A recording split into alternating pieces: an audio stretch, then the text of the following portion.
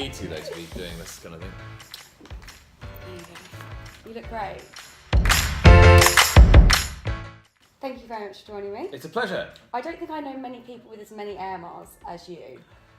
Oh, I suspect there are a few, but yeah, in the last couple of years they have racked up nicely. Totally. Yeah. And is that since obviously leaving Channel 4 and then just kind of putting yourself out there more? Little bit, yeah. I think there was you need to go out and make things happen, and luckily that coincided with a lot more opportunities internationally. So yeah, I have done a lot more travelling since that Channel 4 contract ended, but trying to dovetail it in with the stuff here is sometimes quite challenging, but a lot of fun. And I think I was talking to Frankie Dettori earlier, and he is riding in about 8 different countries between now and the spring, and he just said how much he loved it and how each thing was a new challenge. Even if they weren't horses with an obvious chance, he really enjoyed that time of the year where he can go and experience different countries and cultures and challenge himself. And I think if you've been doing the same thing over and over again, you just get a bit stale. So yeah, no, I think it's a great thing to be able to do. And racing's becoming so much more international and so much more. And with more people tuned in,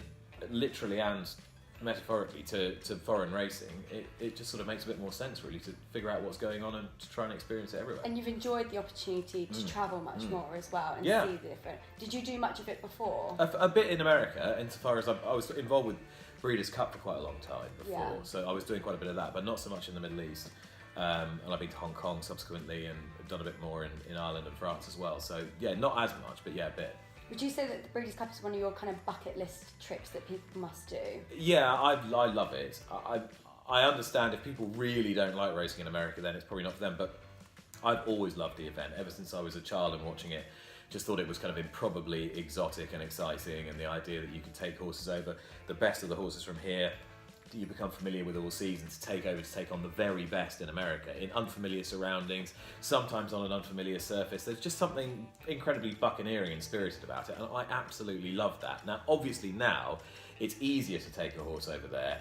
The travel logistics aren't as complicated. People do it with much more regularity. It's not so unusual. It's not so thrilling in that regard, but I still think if you get a really good horse race in the States, particularly at the Breeders' Cup meeting, it can just about outstrip anything else in the world. And how do you think it changes it, that obviously it changes venue every year? Do you think that trainers might go, oh, because it's not at Santa Anita this year, I'm not going to go there, I'll wait till it's in Kentucky? Do you think it's a good thing it changes or a negative thing? In the round, I think it's a good thing that it changes. I went through a period where I thought that Santa Anita was such a perfect venue for a race meeting like that. Particularly at that time of year, the setting, the weather, the television pictures. You knew after 2003 that any horse from around the world could win there. It wasn't an issue with the heat. So I thought, well, maybe that's the best place and that's where they should keep it. And they consolidated the event there for 3 years after Monmouth Park in 2007 was a bit of a washout. They consolidated Santa Anita for 2 or 3 years.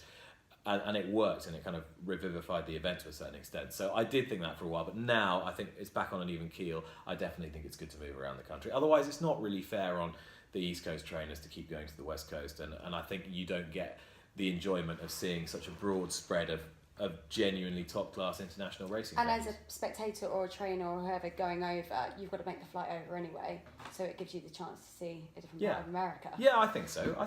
Yeah. So I think it's good that it moves, and I just love the event. I think the whole week leading up to it's exciting. And the one thing you can guarantee about that event, it's always top-class sport. You always get top-class horses running there. As distinct from quite a lot of the other big international festivals around the world that aren't necessarily contingent on having brilliant horses, but are contingent on having a really well put together event. In America, you're going to get really good horses running at the Breeders' Cup. So you have Santa Anita, now San Diego, and Kentucky. Kentucky, Churchill and Keeneland. Yes. Don't forget. So they'll be on the rotation. So another one at Del Mar, another one at Santa Anita, another one at Keeneland in the next 3 years. Which is your favourite? Santa Anita's still my favourite venue, I think. And outside of the racing, is there just so much to do and see there as well? Listen, you're a little way out of LA, but you've got LA theoretically 20 minutes, half an hour away. I mean, it can be a lot more than that in the traffic, but you still got one of the great cities of the world pretty much on your doorstep, and the area itself where the event is held is lovely. So and the setting's great, and you can get close to the horses in the morning as well. And I think that's what people really enjoy. Although it's a big race course, it's a big, huge facility. In the morning when you're watching horses, you can get quite close to them, and you can get quite close to the barns and meet people, and it's just a lovely environment to do I that. like that over there. Obviously, you go to the track, and everything is based around the track. It's much more of a hub, a bit like Dubai do as well. Yeah, I think people love that. Yeah, I like it. If you're a punter going over, or you're a race goer who likes going international racing, I think that's what you really enjoy. You enjoy that whole race course scene. There. Yeah, exactly. Yeah. Do you have a favourite memory, would you say, from the Breeders' Cup? Quite a lot of favourite memories. I mean, the first one's always good, and the first one I went to in 2003, it was a really good day for Europe, and it was very, very hot, over 100 degrees. It was a heat wave even by Californian standards, and there was some thrilling racing. There was a dead heat for the turf between High Chaparral and Johar, and Falbrad was only beaten ahead. That was a terrific race.